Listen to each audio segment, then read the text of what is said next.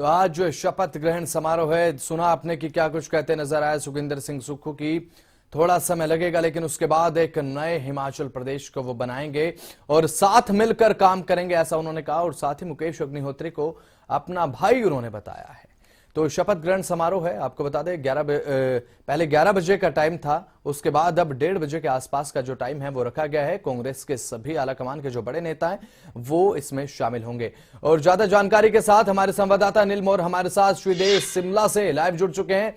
अनिल मोर, क्या कुछ तैयारियां इस टाइम शिमला में हो रही हैं, क्योंकि कांग्रेस के लिए एक बहुत बड़ा दिन है आज, शपथ ग्रहण समारोह सुखविंदर सिंह सुक्खू का, क्या कुछ जानकारी?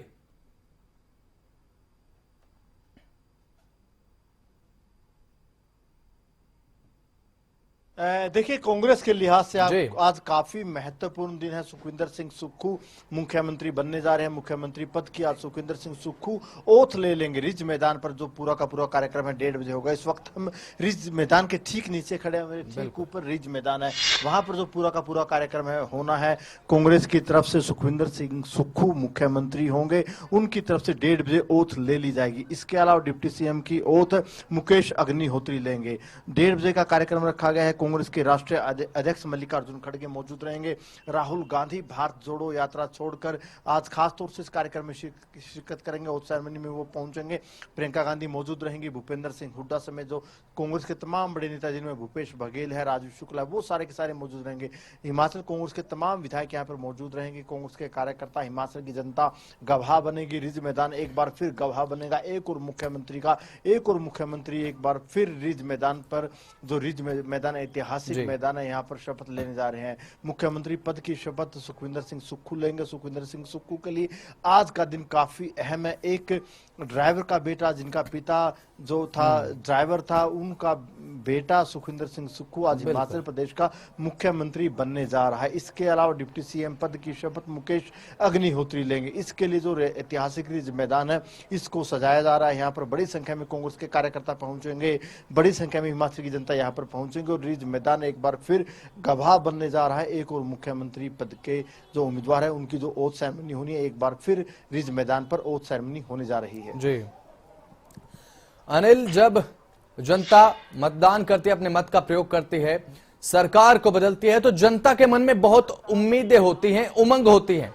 नई जो सरकार बनती है उससे आशाएं होती हैं। वो क्या कुछ आशाएं हैं जनता की, जो जनता ये सोच रही है कि अपने शुरुआती कार्यकाल में कांग्रेस को इन चीजों को बदलना चाहिए, इन पर कदम उठाने चाहिए? वो क्या कुछ ऐसी आशाएं हैं जनता की जो एक चुनौती बन सकती हैं कांग्रेस के लिए शुरुआती कार्यकाल में? अनिल,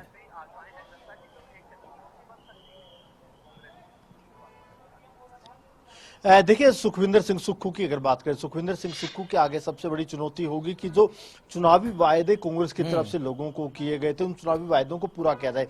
कांग्रेस ने सबसे बड़ा चुनावी वायदा किया था कि सरकार बनते ही पहली कैबिनेट में जो पहली कलम चलेगी वो ओपीएस को लेकर चलेगी।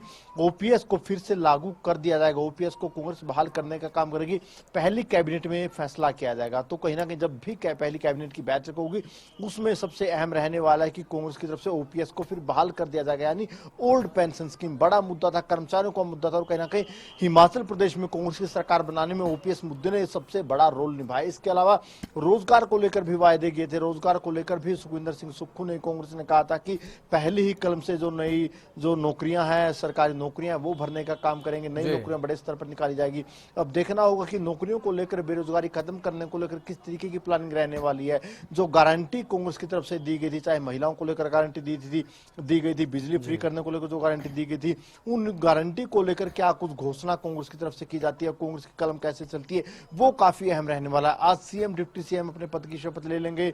जो कैबिनेट का विस्तार होना है, कैबिनेट बननी है, उसमें कौन कौन चेहरे शामिल होंगे उसकी भी एक्सरसाइज होनी है। उसके लिए शायद सुखविंदर सिंह सुक्खू को, मुकेश अग्निहोत्री को दिल्ली जाना पड़े। कांग्रेस आलाकमान के पास किन किन नेताओं को मंत्रिमंडल में जगह दी जानी है, वो भी काफी अहम रहने वाला है। और जो कांग्रेस ने चुनावी वायदे दिए थे, जो कांग्रेस का घोषणा पत्र था, कांग्रेस की जो चुनावी गारंटी थी, उन चुनावी गारंटी को किस तरीके से पूरा किया जाता है वो काफी अहम रहने वाला है। जी अनिल मोर, हरियाणा के साथ साथ हिमाचल की राजनीति पर भी क्योंकि आपकी बहुत अच्छी पकड़ है, तो ऐसे में प्रतिभा सिंह एक तरफ कह रही थी कि जो सीएम होगा वो वीरभद्र के परिवार से होगा। ऐसे में सुखविंदर सिंह सुक्खू को आला कमान चुन के भेज देता है सीएम के चेहरे को लेकर।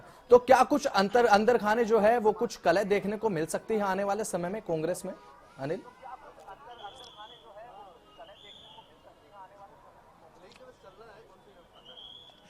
देखिए, कांग्रेस की गुटबाजी को लेकर पूर्व मंत्री करण सिंह दलाल ने हमसे खास बातचीत की है। उनकी तरफ से कहा गया कि वो कई दिन से हिमाचल में है। जो हरियाणा कांग्रेस की गुटबाजी और जो हिमाचल कांग्रेस की गुटबाजी है, जमीन आसमान का फर्क है। उनका कहना था कि जो हिमाचल कांग्रेस में थोड़ी बहुत गुटबाजी हो सकती है, लेकिन यहाँ पर सिर्फ फटोबल नहीं है। नाराजगी हो सकती है, लेकिन नाराजगी लंबे समय तक नहीं होती। यहाँ पर नाराजगी को दूर कर लिया जाता है। प्रतिभा सिंह भले ही अंदरूनी तौर पर नाराज हो सकती है, लेकिन उनकी तरफ से जो पहला बयान दिया गया था, उनकी तरफ से कहा गया था कि जो कांग्रेस आलाकमान का फैसला उनको भी मंजूर है।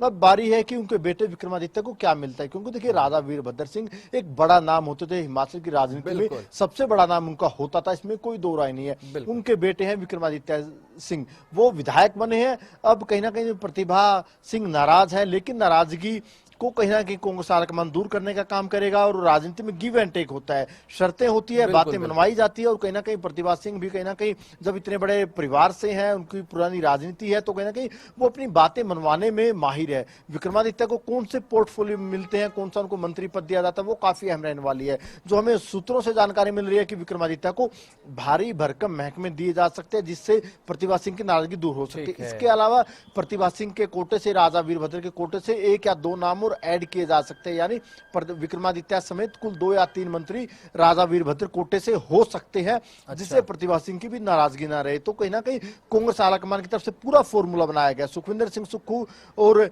मुकेश अग्निहोत्री दोनों मुख्यमंत्री पद के दावेदार थे, लेकिन मुख्यमंत्री तो एक बनना था। कांग्रेस आलाकमान ने सुक्खू को वो जिम्मेदारी दी, सुक्खू आज ओथ ले लेंगे। मुकेश अग्निहोत्री नाराज न हो, उनको डिप्टी सीएम बना दिया। डिप्टी सीएम बनाने के बाद उनको क्या महकमे दिए जाते हैं, वो काफी अहम रहने वाला है। विक्रमादित्य को कौन से महकमे दिए जाएंगे जिससे प्रतिभा सिंह भी नाराज न, वो काफी अहम रहने वाला है। इसके अलावा राजा वीरभद्र एक बड़ा नाम था, उनके जो समर्थक थे, जो समर्थक उनके विधायक बने, उनमें से किन किन को मंत्री बनाया जाता है, वो काफी अहम रहने वाला है। आज ओथ ले लेंगे मुख्यमंत्री और उप मुख्यमंत्री। इसके बाद जो एक्सरसाइज शुरू होगी, वो एक्सरसाइज शुरू होगी कैबिनेट का किस तरीके से गठन किया जाए, कैबिनेट में किन किन चेहरों को शामिल किया जाए, जिसमें कहीं ना कहीं जो तालमेल है, तालमेल सारा बैठाया जाएगा। इलाकों का तालमेल बैठाया जाएगा, अपर हिमाचल, लोअर हिमाचल में किस तरीके से तालमेल बैठाया जाता है। जिन इलाकों में कांग्रेस ने ज्यादा सीटें जीती है, चाहे हम शिमला बेल्ट की बात करें, कांगड़ा बेल्ट की बात करें, जिन इलाकों में कांग्रेस ने ज्यादा सीटें जीती है, उन इलाकों को प्रतिनिधित्व किस तरीके से दिया जाए, जो कांग्रेस के तमाम धड़े हैं उनमें किस तरीके से सामंजस्य बैठाया जाए, वो कहीं ना कहीं कांग्रेस आलाकमान की तरफ से कोशिश की जाएगी कि एक सामंजस्य बैठाया जाए। कैबिनेट के जरिए जो सामंजस्य बैठाया जाएगा, उससे कहीं ना कहीं जो हिमाचल कांग्रेस की सरकार होगी वो स्थिर तौर पर चलेगी। जी, अनिल मौर्य बने रहिएगा हमारे साथ।